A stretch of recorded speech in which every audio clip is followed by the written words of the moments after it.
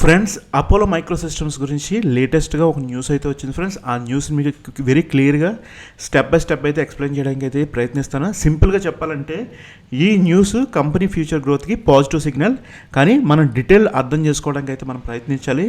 అందులో ఫస్ట్ ఏంటంటే కంపెనీకి ఎంత ఆర్డర్ వచ్చింది. అపోలో మైక్రో సిస్టమ్స్కి టోటల్గా 733.26 మిలియన్ ఆర్డర్స్ అయితే వచ్చాయి.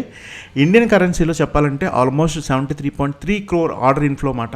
ఈ ఆర్డర్స్ ఒక సోర్సెస్ నుంచి కాదు ఫ్రెండ్స్, మల్టిపుల్ సోర్సెస్ నుండి వచ్చాయి. అందులో ఫస్ట్ వచ్చి డిఆర్డిఓ అంటే defence research and development organisation.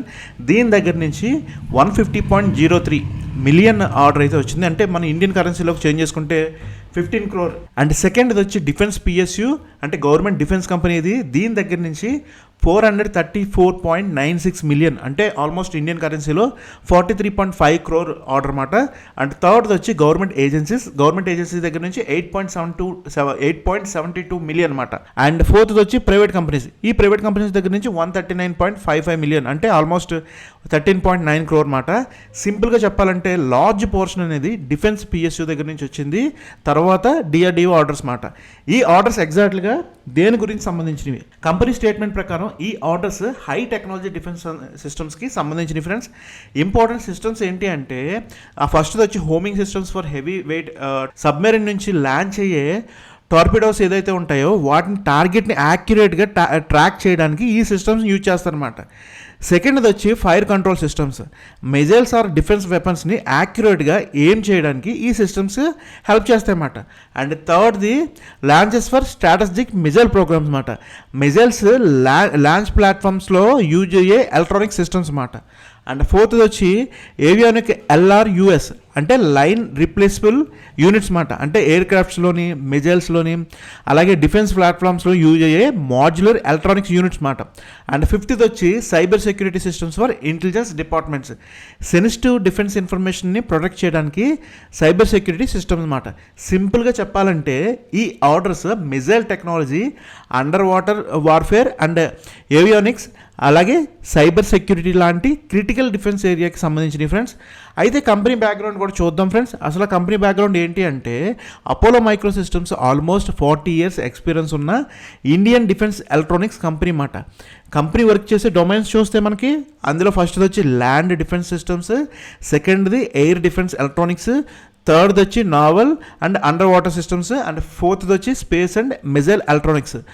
ఇండియాలో డిఫెన్స్ మ్యానుఫ్యాక్చరింగ్ని ప్రమోట్ చేయడానికి గవర్నమెంట్ స్టార్ట్ చేసిన ఆత్మనిర్భర్ భారత్ ఇనిషియేటివ్లో కూడా ఈ కంపెనీ ఇంపార్టెంట్ రోల్ అయితే ప్లే చేస్తుంది ఫ్రెండ్స్. అంటే government defence ప్రాజెక్ట్స్లో Indian companies involvement పెరుగుతున్నాయి స్లోగా. అయితే మార్కెట్ రియాక్షన్ ఎలా ఉంది అంటే న్యూస్ టైంలో స్టాక్ అరౌండ్ 212 దగ్గర ట్రేడ్ అయింది ఫ్రెండ్స్. అదర్ మార్కెట్ డీటెయిల్స్ అంటే ఓపెనింగ్ ప్రైస్ వచ్చి 209 రూపీస్, అలాగే ఇంట్రాడే హై వచ్చి 217 రూపీస్, అలాగే ఇంట్రాడే లో వచ్చి 203 రూపీస్, అలాగే ప్రీవియస్ క్లోజ్ వచ్చి 214. మార్కెట్ క్యాప్ వచ్చి చూస్తే మనకి అరౌండ్ 7,560 crores అయితే ఉంది. అలాగే 52 వీక్ పెర్ఫార్మెన్స్ చూస్తే వాలటిలిటీ క్లియర్గా కనిపిస్తుంది ఫ్రెండ్స్. 52 వీక్ హై వచ్చి 354.70, అలాగే 52 వీక్ లో వచ్చి 105.30. అంటే లాస్ట్ 1 yearలో స్టాక్ చాలా అప్స్ అండ్ డౌన్స్ అయితే చూసింది. ఈ ఆర్డర్స్కి ఇన్వెస్టర్స్కి ఎందుకు ఇంపార్టెంట్, దీని గురించి కూడా మనం చెప్పుకోవాలి కదా. డిఫెన్స్ కంపెనీస్లో బిగ్గెస్ట్ ఫ్యాక్టర్ ఏంటంటే ఆర్డర్ బుక్ స్ట్రాంగ్గా ఉంటే ఫ్యూచర్ రెవెన్యూ విజిబిలిటీ క్లియర్గా ఉంటుంది ఫ్రెండ్స్. ఈ న్యూ 73 crore ఆర్డర్ కంపెనీకి రెవెన్యూ విజిబిలిటీ ఇంప్రూవ్ చేస్తుంది. అలాగే సెకండ్ వచ్చి డిఫెన్స్ ప్రాజెక్ట్స్ పైప్లైన్ స్ట్రాంగ్ అని చెప్పి ఇండికేట్ చేస్తుంది. అలాగే థర్డ్ వచ్చి గవర్నమెంట్ కాంట్రాక్ట్స్ కంటిన్యూటీని చూపిస్తాయి అన్నమాట. డిఫెన్స్ సెక్టర్లో ఆర్డర్స్ మోస్ట్లీ లాంగ్ టర్మ్ ప్రాజెక్ట్సే ఉంటాయి ఫ్రెండ్స్. కానీ రిస్క్ కూడా ఉందా అంటే అవును, రిస్క్ కూడా ఉంటుంది ఫ్రెండ్స్. ఇంపార్టెంట్ రిస్క్ కూడా చూద్దాం. అయితే అందులో ఫస్ట్ తోటి ఎగ్జిక్యూషన్ డిలేస్ అంటే defence projects some times late అవుతుంటాయి. అండ్ సెకండ్ ఏంటి, గవర్నమెంట్ డిపెండెన్సీ. రెవెన్యూలో మేజర్ పోర్షన్ గవర్నమెంట్ ప్రాజెక్ట్ నుంచే వస్తాయి ఫ్రెండ్స్. అండ్ థర్డ్ వచ్చి ప్రాజెక్ట్ పేమెంట్స్ టైమింగ్ మాట. సమ్ టైమ్స్ పేమెంట్స్ స్లోగా రిలీజ్ అవుతాయి ఫ్రెండ్స్. కాబట్టి ఇన్వెస్టర్స్ ఓన్లీ న్యూస్ చూసి డెసిషన్ అయితే తీసుకోవద్దు ఫ్రెండ్స్. ఇన్వెస్టర్స్గా మనం ఏం చెక్ చేయాలి అని అడిగితే ఫ్రెండ్స్, డెసిషన్ ముందు ఈ పాయింట్స్ అయితే మనం కన్ఫర్మ్ చేసుకోవాలి. అందులో ఫస్ట్ ఏంటి, కంపెనీ ఆర్డర్ బుక్ సైజ్ ఎంత, సెకండ్ది ఎగ్జిక్యూషన్ స్పీడ్ ఎలా ఉందని చూసుకోవాలి. అండ్ థర్డ్ది రెవెన్యూ గ్రోత్ కన్సిస్టెన్సీగా ఉందా లేదా అని చూసుకోవాలి. అండ్ ఫోర్త్ది వచ్చి ప్రాఫిట్ మార్జిన్ స్టేబుల్గా ఉన్నాయా లేదా అని చూసుకోవాలి.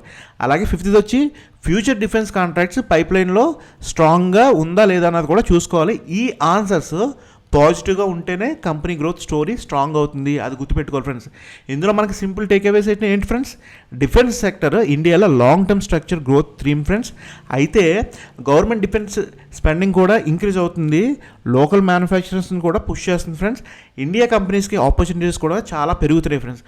అపోలో మైక్రో సిస్టమ్స్కి వచ్చిన ఈ ఆర్డర్స్ పాజిటివ్ డెవలప్మెంట్, కానీ స్టాక్ని ఎవాల్యుయేట్ చేసేటప్పుడు ఓన్లీ న్యూస్ కాకుండా ఫండమెంటల్స్ అండ్ ఎగ్జిక్యూషన్ కూడా చూసుకోవాలి ఫ్రెండ్స్. ఎందుకంటే మన హార్డ్ మనీ సింపుల్గా మనం ఏదో న్యూస్ లేకపోతే ఎవరో చెప్పిందని విని మనం డైరెక్ట్గా ఇన్వెస్ట్ చేయలేం కదా ఫ్రెండ్స్. సో కాబట్టి మనం ఏదన్నా బై చేయాలన్నా సెల్ చేయాలన్నా కూడా దానికి అసలు మనకి దానికి సంబంధించిన ఇన్ఫర్మేషన్ అయితే మనం ప్రాపర్గా మనం అనలైజ్ చేసుకుని ఆ కంపెనీ గురించి తెలుసుకుని అప్పుడు మనం ఏదైతే మనం క్వశ్చన్స్ అనుకున్నా ఆ క్వశ్చన్ అన్నిటికీ మనకు పాజిటివ్గా ఆన్సర్ వస్తే అప్పుడు మనం బై చేయాలా సెల్ చేయాలని డెసిషన్ అనేది తీసుకోవాలి ఫ్రెండ్స్. సో ఈ వీడియో నచ్చినట్లయితే లైక్ చేయండి, షేర్ చేయండి. All the best friends. మళ్ళీ వచ్చే వీడియోలోకి వెళ్తాం. జై హింద్.